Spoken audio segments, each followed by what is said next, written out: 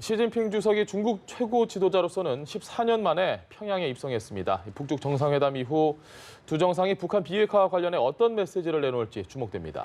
네, 한편 북한 어선 진입 사건을 둘러싸고 정경두 국방장관이 대국민 사과에 나섰지만 책임 논란은 여전합니다. 김현 전 더불어민주당 의원, 이상희 세명대 교수 나오셨습니다. 안녕하십니까? 네, 안녕하십니까? 오셨습니까? 자, 시진핑 주석이 평양에서 지금 김정은 위원장 만나고 있습니다. 현 상황을 보면 미중 무역 전쟁은 갈수록 격화하고 있고, 그리고 북한과 미국 간의 비핵화 협상은 고착화 상태. 이 중요한 시점에서 북한과 중국의 회담 어떻게 좀 이해를 하십니까? 일단은 그 북한의 노동신문의 일면에 시진핑 주석의 칼럼이 이제 게재됐습니다. 그러니까 예. 평화를 위한 새로운 국면으로 개척해 나가자라는 제안의 글인데요. 이번 그 방북은 방중에 대한 그 답방 형태라는 것도 있지만 말씀하셨던 것처럼 G20를 앞두고 있고 그다음에 한미 정상회담 그리고 그 G20 때 이제 그 중국과 미국과 한국 특히 이제 일본에서 열리는 그 회담을 앞두고 1박 2일 시진핑 주석의 방북은 남다른 의미가 있다고 봅니다. 그래서 북한에게는 대화와 협상을 좀 더 강력하게 나갈 것을 주문할 것 같고요. 미국에게는 체제 보장을 통해서 이 그 북미 관계의 진전을 좀 꾀할 것을 주문하지 않을까 싶습니다. 특히 지금 이제 그 압박을 해서 북한 문제가 풀릴 거라고 보여지는 않은 거 아닙니까? 지금 뭐 중국도 그렇고 저희가 볼 때도 그렇고요. 미국 역시도 이제 더 이상의 제재는 필요 없다라고 트럼프 대통령이 얘기한 마당이기 때문에 이번 그러니까 중국 그 시진핑 주석의 북한 방문을 계기로 해서 앞으로 있을 G20을 조금 더 그러니까 긍정적으로 그러니까 중국의 역할도 강화시키고요.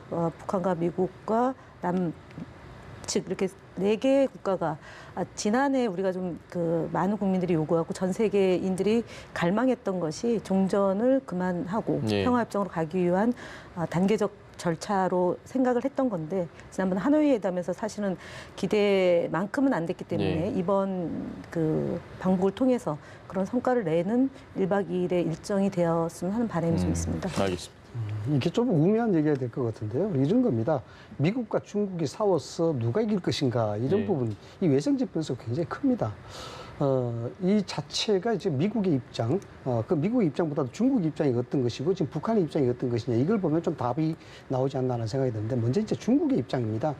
달러가 세냐 위안화가 세냐 이렇게 노는 자체가 좀 우매한 논의가 될 것 같습니다만은 제가 사실 이제 개인적인 얘기입니다만 제가 복단대학교에 이제 한국어 객자 교수로 있기 때문에 이제 그쪽하고 좀 물어봤어요. 지금 중국 분위기가 어떠냐 이렇게 물어보니까 이런 얘기를 하더라고요. 시진핑에 대한 비투 세력이 분명히 있다라는 것이고, 그다음 홍콩 사태로 인해서 상당히 좀 고립 상황이 좀 안 좋다, 고립된 상황이 이어질 수 있다. 여기에 대해서 굉장히 예민한 상황이다라는 것이 있고, 그러면 미국과의 전쟁, 무역 전쟁에 있어서 중국의 전체적인 기류가 어떠냐라고 물어봤더니 전체적으로 본다면은 좀 민족성. 우리가 좀 해보자라는 어떤 자주성 이런데 그 방침이 많이 묶여 있지만 사실상 달러화를 이길 수 있을까 이런 걱정이 있다라는 겁니다. 이런 상황이 중국의 입장이라 봐야 되겠죠. 북한의 입장은 뭐냐 그러면은 결국 미국이 움직이고 있지 않은 그런 입장이고 남한 정부에 뭔가 좀 기대받습니다만 사실상 남한 정부가 여기에 괄목할 만한 힘을 보여주지 않고 있다는 점. 그런 상황에서 유엔의 제재가 계속되고 있다는 점. 이런 점에서 상호 고립된 상황에서 만나는 그런 모임이다. 이렇게 이제 봐야 되는 것이죠. 그렇다 그러면 중국이 뭘로 들을 것이냐 이렇게 봐야 되는데 중국은 결국 미국과의 무역 전쟁에서 이기느냐 이기지 못하느냐 그런 문제보다도 미국과의 협상 카드를 가지고 있어야만이 되지 않느냐 이런 거죠. 그럼 궁극적으로 재선을 앞두고 있는 상황에서 북한에 대한 가시적인 외교적 성과 내려 그러면 이제 트럼프도 좀 급하단 말이죠. 그런 상황에서 시진핑이 여기 역할을 할 수가 있다. 이것이 선물이 될 수도 있다는 겁니다. 왜냐 그러면은 상상에 불과한 얘기입니다만 방금 우리 김현희 의원께서 언급하셨다시피 노동신문에 시진핑의 얘기가 의뢰 좀 크게 났단 말입니다. 그리고 직접적인 단어를 썼어요. 한반도 비핵화에 대해서 괄목한 만한 뭔가 성과가 있을 것이다 라고 이야기했단 말이죠. 이거는 시사하는 바가 굉장히 큽니다. 미국 입장으로서는 앞으로 한반도 비핵화의 운전은 내가 하겠다라는 것을 이야기하는 것입니다. 중국이. 결국 남한 정부도 있지만은 남한 정부가 여기에 대해서 힘에 대한 논리에서 약간의 뒤처지는 부분이 있으니까 앞으로 중국인은 우리가 할 수 있겠다라는 것이고 트럼프 당신이 원하는 성과를 가져다 줄 수 있다라는 것이죠. 궁극적으로 본다 그러면은 뭐 쉽게 이야기하자면 전쟁으로 하겠습니까? 그렇지 못하지 않습니까? 예. 그런 상황에서 미국과 협상을 해야 되는데 그 협상 카드가 가장 좋은 것이 동북아 정세에 있어서 신냉전 시대를 가고 있는 입장에서 북한의 비핵화에 대한 카드 자체를 중국이 가질 수 있다라는 그런 점을 본다 그러면은 미중 협상 무역 전쟁에 있어서 상당히 우위에 점할 수도 있고 또 쉽게 타결될 수도 있는 해결점을 볼 수도 있는 거죠. 그런 알겠습니다. 점에서 의미가 있다 봅니다. 알겠습니다. 그러면 이번 북중 만남 이후에 미국과 북한과의 어떤 대화 재개 가능성은 어떻게 보시나요? 일단 G20에 있어서 미국과 중국의 입장 뭐 이런 것도 중요할 거겠고요. 그 다음에 더 중요한 것은 이번 북한과 중국 시진핑과의 만남에서 어떤 메시지가 나올까 이것 예. 아니겠습니까? 이런 부분인데 예측을 할 수는 없습니다만 이 비핵화 문제에 있어서 상당한 중국의 우선권, 예를 들어서 그 실리권을 가져갈 수 있는 그런 외등이 나오지 않겠나 이렇게 봐지는 것이고요. 그걸 매개로 해서 낮은 단계, 즉 실무적 협상은 충분히 진행될 수 있는 그런 가능성이 좀 있다 이렇게 이제 봐지는 겁니다. 알겠습니다. 준비한 주제가 많기 때문에 국내 이슈로 좀 넘어오겠습니다. 북한 목선이 지금 삼척항에 무단 진입을 했고 이와 관련해서 군이 대응을 했는데 그것 자체로 또 여러 가지 이야기가 나옵니다. 정경두 국방부 장관이 오늘 대국민 사과와 함께 본인 입장 다시 한번 명확하게 밝혔습니다. 준비했거든요. 듣고 오겠습니다. 책임져야 할 관련자들에 대해서는 엄중하게 문책하겠습니다. 경계태세를 보완하고 기강을 재확립토록 하겠습니다. 사건 처리 과정에서 허위 보고나 은폐 행위가 있었다면 철저히 조사하여 법과 규정에 따라 엄정하게 조치하겠습니다. 책임에 대한 이야기를 정경두 장관이 했는데 보수 야당에서는 아니 그 책임을 자꾸 묻겠다고 하지 말고 본인이 빨리 직접 지시는 게 낫겠다라는 이야기가 나옵니다. 김 의원께서는 어떻게 보십니까? 일단은 이제 15일 날 발견이 예. 됐고 그다음에 그 12일부터 13일, 14일까지 이제 해상에 있다가 사흘 정도. 접안한 건데 15일 아침이지 않습니까?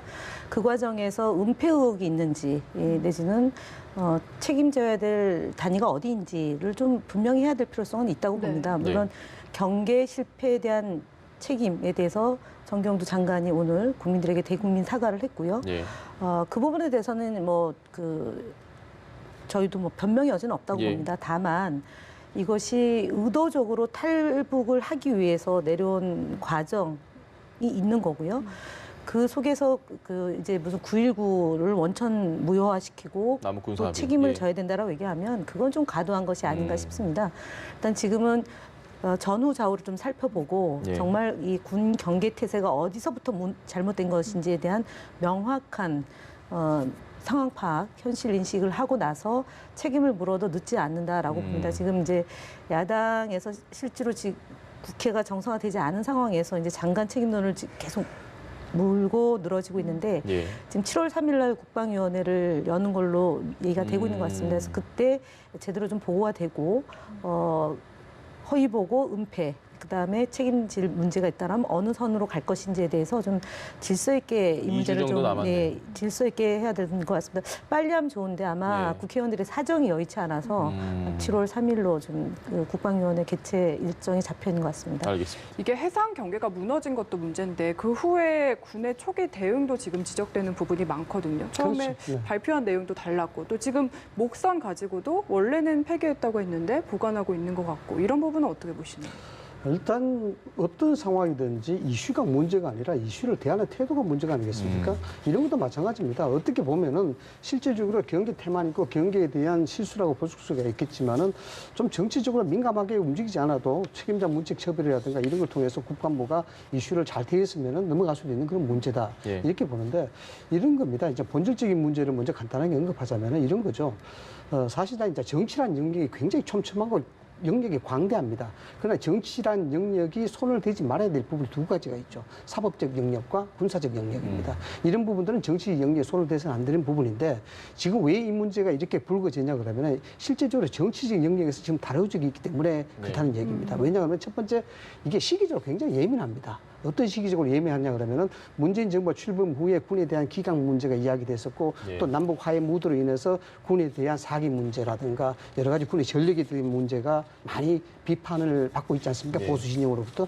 그러한 상황에서 터진 사건입니다. 그러니까 더욱더 군 기강에 대한 문제가 불거질 수밖에 없는 그런 사안이라는 것이죠. 그런 사안이기 때문에 한국당으로서는 여기에 정치적인 문제라고 비판이 있다 하더라도 공격할 수밖에 없는 그런 입장이 되는 것이고 네. 그다음에 한국당은 왜 저렇게 강하게 나갈 수밖에 없는 네. 것이냐. 이런 부분들은 조금 있으면 이 문제 가지고 선별적 대응을 하겠다는 것 아닙니까? 결국 국방이 열겠다는 거죠. 그러면 자연스럽게 국회 정상화에 일종의 한 발을 담게 되는 그런 효과가 되는 겁니다. 그렇기 때문에 대통령에 대한 사과까지를 요구할 수 있는 거죠.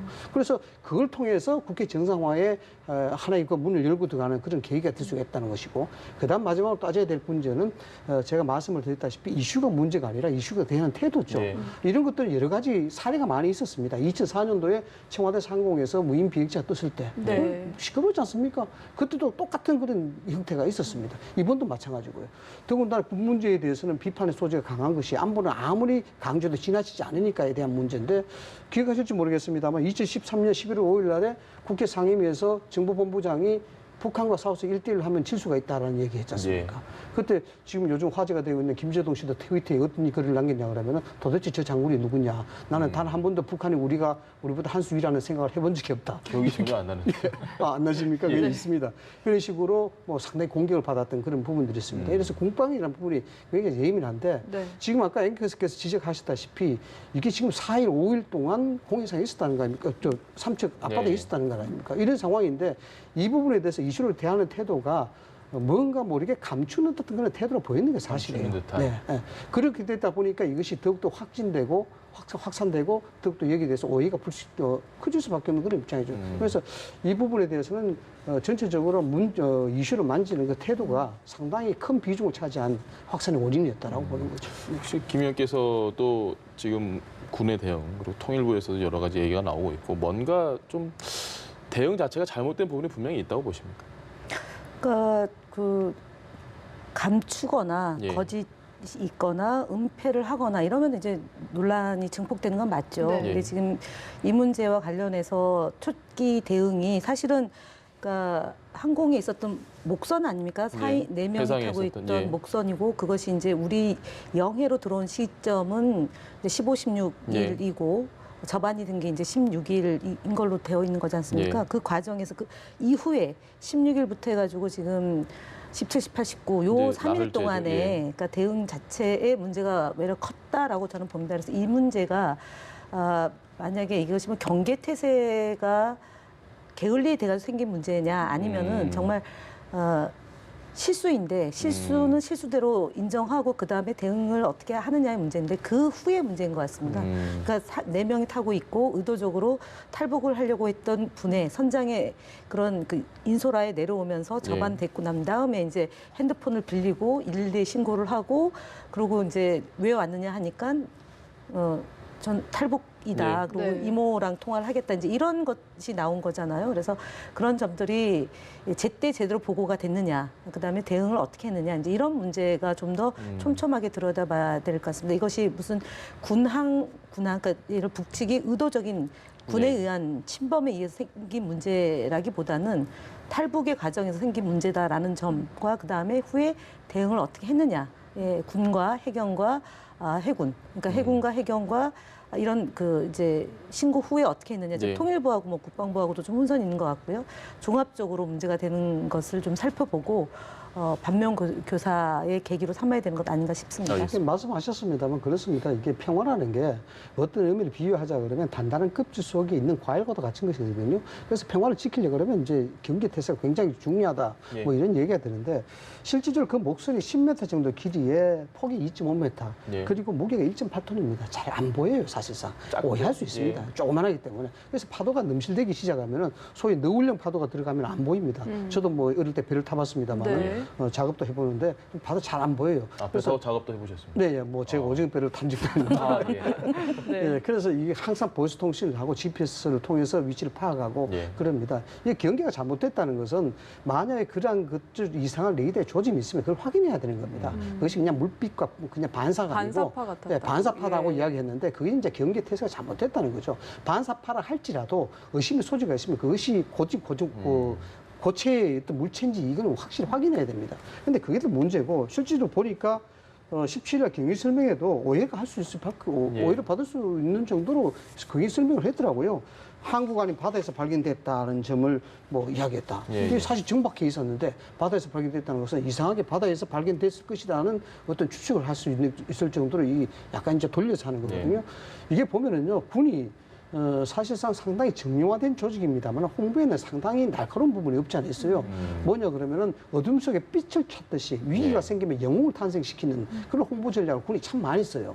근데 이번 같은 경우에는 사실상 이거는 조사를 하면 다 나올 수 있는 사안인데 이걸 뭔가 자꾸 물 흐리기를 했다는 그런 점에서 계속해서 언론에 추적을 할 수밖에 봐야겠네요. 없죠. 예. 네. 대응 과정에서 어떤 문제가 있었는지 저희가 밝혀지는 대로 알려드리도록 하겠습니다. 주제 바꿔보겠습니다.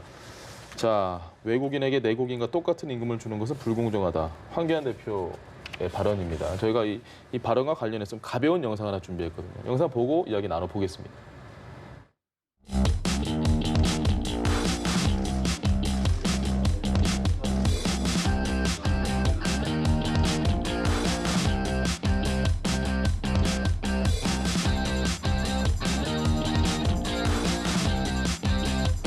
최저임금 산정 기준에 검토가 필요하다 이런 취지의 말씀입니다. 당대표로서 체력은 합격적이다 그렇게 하고 싶습니다. 태블릿 PC에 대해서는 이건 잘못된 부분이 많다. 그런 것을 토대로 해서 재판도 진행되고 있는 것으로 알고 있습니다.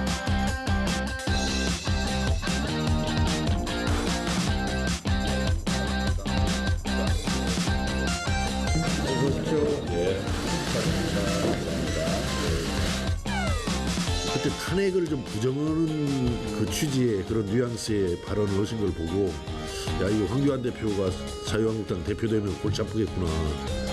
이 앞 미래로 가지 못하고 오히려 과거 속에 가서 논쟁으로 이렇게 갈 우려가 있겠구나 했는데 뭔가 정리가 됐다고 생각하고 그래서 이제 그 얘기에 대해서도 마찬가지로 이제 접고 우리 미래로 가자 이런 얘기도 하고 있습니다. 탄핵 부정이 없었다 그런. 제가 말씀한 걸 잘 보시면 그대로 나옵니다. 보도 다 됐으니까 한번 보십시오.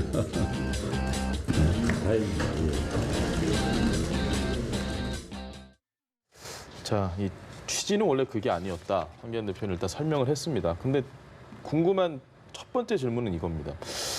외국인 노동자의 임금 체계나 이런 부분 뭐 중요한 이슈죠. 근데 지금 현재 현안 민생 현안 정말 시급한 게 많은데 왜 굳이 이 시점에 이런 이야기가 나왔을까? 그 부분에 대한 생각은 좀 어떠십니까?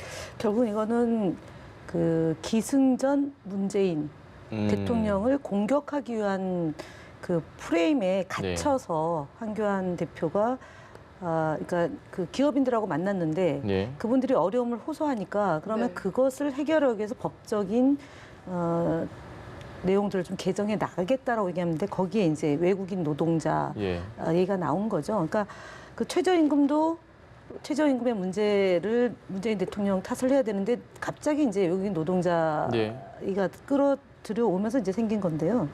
결국은 경제 문제는 전반적으로 다양한 각도로 이제 봐야 되지 않습니까?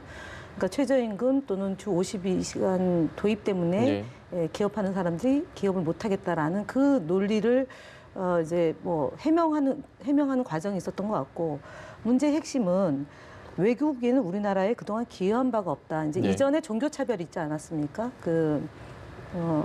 불교 행사에 가서 합장이라는 걸 몰라서 그렇다라고 얘기를 했는데 이번에는 또 얘기를 하니까 본인이 의도는 그건 아니다라 취지가 그것이 아니라고 얘기하는데 이거는 근본적으로 인종차별입니다. 그러니까 외국인 노동자라고 얘기하면 이분 머릿속에 미국, 영국, 프랑스를 외국인 노동자라고 근로자라고 생각 안 했을 겁니다. 그러니까 소위 우리가 얘기하는 다문화, 그러니까 이제 최저임금에 적용되는 외국인 근로자들이 똑같이 받는다. 그러니까 내국인과 외국인이 똑같이 임금을 받는다라는 것이 잘못됐다라는 것이 근저에 깔려 있는 거다. 그러니까 차별로부터 비롯된 거다라는 말씀을 드리겠어요. 그래서 그 다음에 해석하는 과정에 해명하는 과정에 산입 범위의 문제를 얘기를 했는데 전혀 별개의 문제이죠.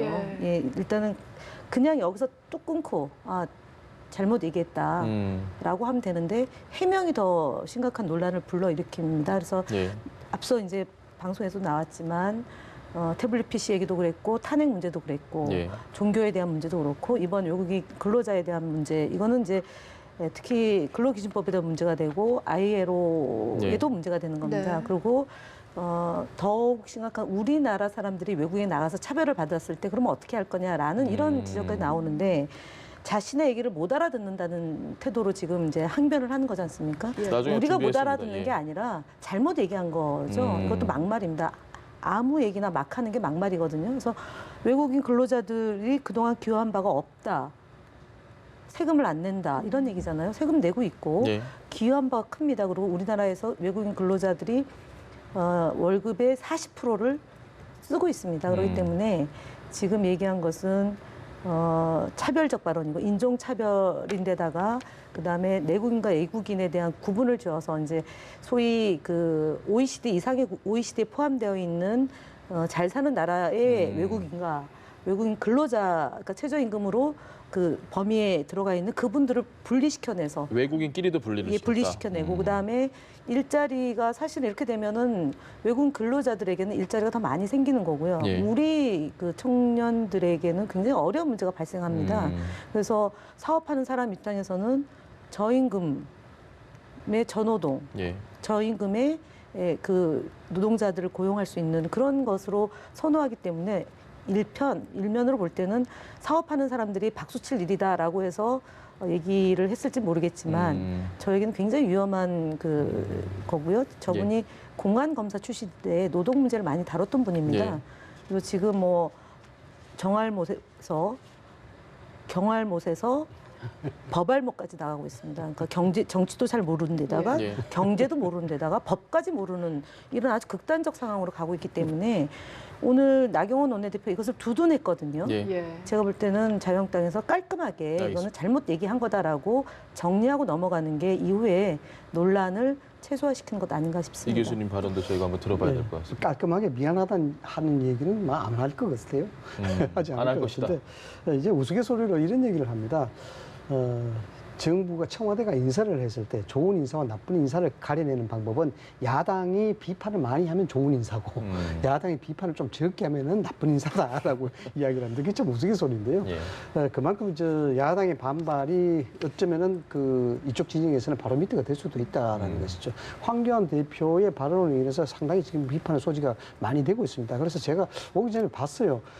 근로기준법 제6조를 이야기했지 않습니까? 네. 그리고 ILO 협약 11조를 이야기했는데 예. 과연 황교안 대표가 이 근로기준법 6조와 ILO 협약 11조를 모르고 이야기했을까? 라는 그런 기본적인 의심부터 좀 해봤습니다. 의도가 있다. 예. 예. 그래서 제가 보니까 워딩이 이거예요. 황교안 대표가 차별이 없어야 한다는 기본 가치는 옳다. 예. 그러나 형평에 맞지 않는 차별 금지가 돼서는 안 된다. 이 예. 워딩이에요. 그러니까 이 워딩 자체는 법조문을 알고 있다고 봐야 되는 것이죠. 예. 차등에 대한 부분이 문제했었고 형평을 기본 가치는 이야기하고, 맞다라는 거죠. 그래서 궁극적으로 뭐 당 대표이기도 합니다만 실무선에서 대표의 워딩 자체가 파장이 큰 만큼 하기 전에는 법률적인 어떤 판단을 하게 돼 있습니다. 예. 그런 측면을 봤을 때 틀림없이 법적으로 봤다라는 것이죠. 알고 이야기했다. 네, 알고 이야기했다. 저는 그렇게 보는데 그럼 왜 알고 이야기했느냐라고 본다 예. 그러면은 궁금하네요. 뭐 정치적인 이유가 분명히 있지 않습니까? 야당 대표니까 당연히 정치적인 이유죠. 예. 여기에 대해서 지금 프레임을 가져가고 있는 것이 실질적으로 경쟁 실정에 대한 부분을 어떻게 도드라지게 만들어낼 수 있느냐. 이걸 국민에게 어떻게 알리느냐에 대한 부분 아닙니까? 이런 부분의 입장에서 하나의 한 가지 맥으로 또 볼 수가 있는 것이죠. 지금 외국인 근로자에게 돈을 많이 차등 지급하지 않고 주는 것은 국내 근로자들이 기여했는데도 불구하고 이건 좀 불공평하지 않느냐. 이런 거꾸로 역설적으로 봤으면은 설명한다 그러면은 지금 임금이 가뜩이나 높은데 이런 부분에 대해서는 기업들에 대한 책임 부담을 좀 더 줄여줄 필요가 있지 않느냐. 일종의 시장 경제 원리에 따른 기업의 입장에서 이야기할 수 있는 대변적 역할을 한 것이에요. 예. 그렇다 그러면 이것이 정치적 피해가 없겠느냐? 저는 있다고 본다고 생각을 합니다. 왜냐 그러면 그럼에도 불구하고 이 이야기를 해야 되겠다는 것이 황교안 대표의 입장이었겠죠. 왜냐 그러면은 외국인 근로자가 단순히 외국인 근로자가 아닙니다. 예. 우리나라에 수십만 명의 다문화 민족이 있어요. 다문화 가정이. 이 부분들이 실질적으로 간접적인 미치는 영향이 있다는 겁니다.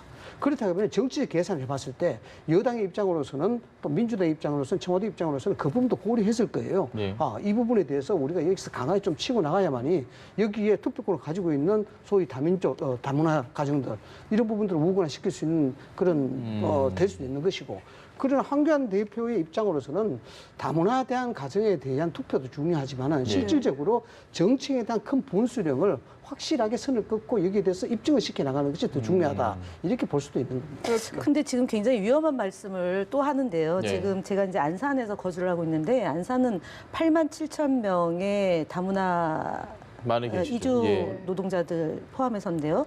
108개 나라에서 들어와서 안산 경제를 거의 이제 상당 부분을 책임지고 있습니다. 지금 만약에 한교안 대표가 얘기하는 차등 지급을 해야 된다라는 얘기가 나오면 108개 나라에 들어와 있는 지금 이제 외교도 해야 되는 거 아닙니까? 예, 예. 이분들이 볼 때는 도대체 대한민국의 21세기 대한민국이 그것도 제1야당의 대표가 법무부 장관을 하고 국무총리까지 하고 대통령 권한대행까지 하신 분이 부산 상공회의소에 가가지고 외국인에 대한 외국 근로자에 대한 임금을 차등으로 지급해야 된다라고 얘기한 것을 어떻게 받아들이겠습니까? 제가 볼 때는 두둔할 것을 두둔해야 된다. 그리고 알고 얘기했다면 더 문제입니다. 이분 503도 모른다고 얘기한 분입니다. 그러니까 오늘 예. 그러니까 모든 것을 다 잘 알 거다라고 생각하는 것이 늘 패착이 나타나는 거거든요. 이 문제는 그러니까 헌법 정신에도 훼손되는 인종차별, 제가 말씀드렸잖아요. 예, 예. 인종차별입니다. 그다음에 근로기준법 위반입니다. 그리고 ILO 예. 위반입니다. 이렇게 법을 딱 누가 봐도 나오는 똑 떨어지는 잘못된 발언을 가지고 알았는데 다른 식으로 해석이 필요한 여지가 있다라고 얘기하는 것은 그분의 발언을 너무나 그러니까 품위 있게 만들어 주려고 하는 의도된 것이라고 보는데요. 제가 볼 때는 다시 해명을 했거든요 오늘. 아니 그래 예. 이 해명이 더 문제예요. 예, 해명이. 그 얘기 한번 들어보시죠. 네, 해명 듣고 네. 나서 이 교수님 말씀 이어가겠습니다. 그런데 제가 기업들과 의견을 주고받는 과정에서 외국인 근로자 최저임금 문제를 지적했더니 일부에서는 차별이니 혐오니 정말 터무니없는 비난을 하고 있습니다. 결국 최저임금 급등시킨 이 정권이 책임을 질 문제인데 문제를 풀겠다고 하는 설을 오히려 공격하니 정말 어처구니가 없습니다. 자, 하실 말씀은 많으시겠지만 일단 이 교수님 네. 먼저 발언 드리겠습니다. 뭐 짧게 말씀을 드리겠습니다. 예. 뭐 길게 할 소지도 아닌 것 같고. 예. 방금 어제 김현우 의원님께서 이야기하셨던 인종차별에 대한 문제다. 그 명확한 법 위반이다라는데 먼저 이제 법 위반에 대한 부분들은 어떤 제도나 법적인 조문에 있어서 확실하게 위반이 돼서 그것이 결과치로 나타났을 때 그걸 법 위반으로 이야기하는 것입니다. 네. 그런데 행위에 대한 결과를 이야기하는 것이죠.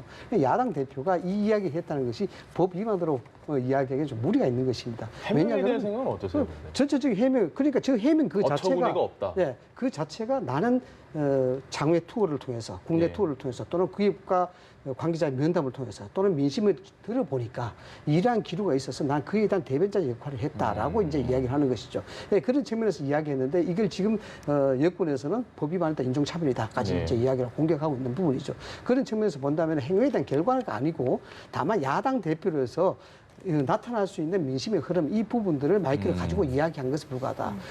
또 야당 대표가 그렇게 이야기하는 것이 타당성 있고 일리가 있는 얘기라 그러면 이것이 또 컨센서스가 될 수 있는 거예요. 예. 공론화돼서 그것을 뭐 민주사회가 다원적 사회 아니겠습니까? 이런 얘기도 있고 저런 얘기도 있고 또 그 테이블에 놓고 그에 대한 진위를 따져보고 평가를 하는 것입니다. 그런 차원이고 뭐 인종차별 문제 그것이 뭐 황교안 대표가 흑인과 백인을 하듯이 이렇게 인종차별을 하려고 이런 얘기 했겠습니까? 예, 알겠습니다. 그러니까 지금 제가 아까 서두에 기승전 문재인 대통령이라는 인식이 너무 팽배하다 보니까 생긴 문제라고 얘기하는데 이 해명이 바로 그겁니다.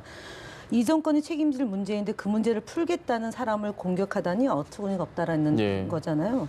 책임질 문제라는 거는 이제 최저임금에 대해서 그러니까 잘못됐다. 전체적인 경제에 대해서, 경제 예. 그다음 소득주도 성장 잘못됐다. 그래서 근본적으로 바꿔야 된다라는 거지 않습니까? 예. 그런데 지금 최저임금의 문제가 경제 문제의 한 영역은 될 수 있을지 모르겠지만 그것이 전체는 아니지 않습니까? 근데 우리는 양극화를 해소해야 되는 것이고 빈부격차도 최소화시켜야 예. 되고 최저임금을 보장을 통해서 많은 사람들에게 좀 부의 평등 이런 예. 것들을 좀 해야 되는 거잖아요. 그래서 국가가 있어야 될 이유가 있는 거라고 보여지는데 여기서 이제 최저임금 문제를 뭐 심지어는 지옥이다라는 표현까지 쓰지 않았습니까? 예. 지금 경제가 엉망이어서 지옥이라고 얘기를 했다. 이제 이런 표현을 썼는데 결국은 거기에 너무 깊이 천착해 들어가 있다 보니 외국인에 대해서도 우리나라에서 그동안 기여한 바가 없다. 예. 그다음에 임금 수준을 똑같이 적용하는 것이 문제가 있다라는 거지 않습니까? 기여한 바가 없고 세금을 안 낸다 이렇게 얘기를 한 네. 거란 말이에요. 네. 그래서 이거는 왜곡된 정보 또는 잘못된 사실에 입각해서 과도하게 부풀려서 오늘의 이 그야말로 제가 말씀드렸던 내국인과 외국인을 네. 차별하고 외국인 안에서도 또 차별하는 거고 충분히 아마 설명이 됐을 그것을 겁니다. 법 개정을 통해서 또 뭔가를 시도하려고 하는 것 같습니다. 그래서 제가 볼 때 이것은 두고두고 논란이 될 것이고 이전에 박근혜 전 대통령에 대해서 탄핵하느냐 뭐 네. 태블릿 PC에 대한 반응이 오락가락한 거랑은 전혀 증거제한이. 다른 차원의 문제라고 저는 봅니다. 노동의 가치 이를 알겠습니다. 훼손한 발언이다라고 네. 봅니다. 예, 알겠습니다. 정책적 문제로 예. 왈가불가하고 짧게 부탁드립니다. 네, 주제 바꿔야 됩니다. 그렇습니다. 시간이 없습니다. 정책적 문제로 야당의 비판을 받는 것은 황교안 대표 쪽에서는 굉장히 환영할 겁니다. 네. 그럼 환영할 일이네요, 지금 현재. 네, 제가 봐서는 우리가 뭐 정치 공학적으로 해석한다는 그렇습니다만은 저희들의 평론가니까 이에 네. 대한 부분이 파장이 어떻게 갈 것인가 봐서는 황교안 대표 입장으로서는 바라던 바다. 지금 그렇게 알겠습니다. 지금 국회 정상화 여부에도 이 경제 토론회가 문제가 되고 있어서 저희가 이슈를 넘겨서 이 부분 짚어봐야 될 것 같습니다. 경제 토론회가 변수인데 여기에 대한 나경원 원내대표의 발언이 있어서 준비를 해봤습니다. 듣고 오시죠. 저희로서는 홍남기 부총리, 김수현 실장 정도 나오셔서 왜냐하면 그렇게 나온다면 저희는 어떠한 형식이든 좋다고 생각합니다. 민주당 입장 어떻습니까? 나경원 원내대표 지금 저렇게 경제 토론회, 경제 청문회 뭐 이런 얘기 나오고 있습니다. 일단은 경제청문회를 들고 나온 것은 선진화법에 대한 원천 무효 사과를 전제 조건으로 내걸었는데 그것을 얘기하기 옹색하니까 예. 경제청문회라는 주제를 제기를 했는데 국회의장께서 원탁회의를 제안하셨죠. 예. 그래서 지금 의장님이 실무적으로 어떻게 할 건지에 대한 내용과 형식에 대해서 지금 검토하는 단계인데요. 한나의 조건이 수용이 된 또 다른 조건으로 제기를 해서 상황을 악화시키는 것이 지금 그동안 자유한국당이 해왔던 방식입니다. 네.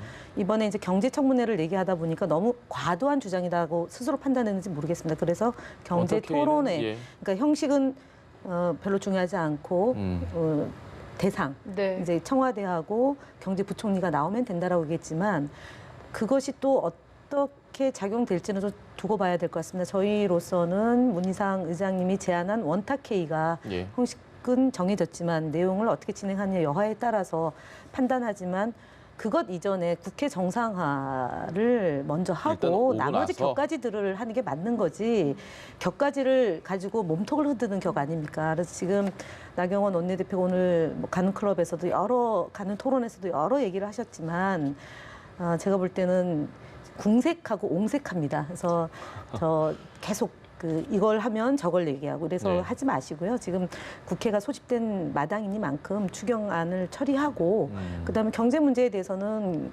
기획재정위원회에서 다룰 수 있고 예산결산위원회에서 다룰 수 있고 그다음에 현안 질의를 통해서 할 수 있습니다. 그리고 국방위도 지금 소집되어 있고요. 그래서 국회를 정상화시켜서 활동을 하면 되지 국회를 정상화시켜서 할 일이 없다라는 식으로 얘기하는 것은 매우 무책임하다라고 봅니다. 그래서 형식과 내용은 국회의장 네. 쪽에서 정하고 그것하고 무관하게 일단 국회로 빨리 빨리 들어와라. 일을 좀 하십시오. 월급을 그대로 그냥 일도 안 하고 월급 받는 거 그러면서 최저임금 조정한다 그러고 외국인 노동자 임금 깎겠다 그러면 국민들이 납득하겠습니까?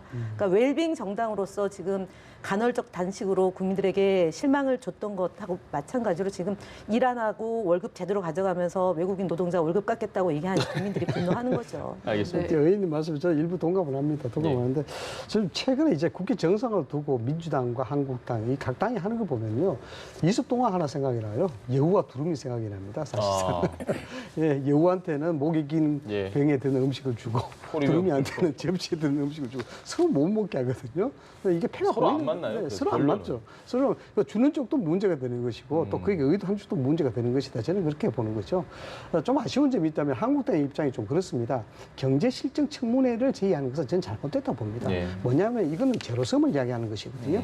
경제 실정에 대한 가치적 판단이 아직까지 안 이루어진 상태에서 그것을 명확해서 실정 청문회라는 것은 법과 제도 제도적으로 실정에 대한 문제를 전제를 깔고 확실하게 그냥 예. 응답하라라는 얘기거든요. 그 자체는 안 받아들이죠.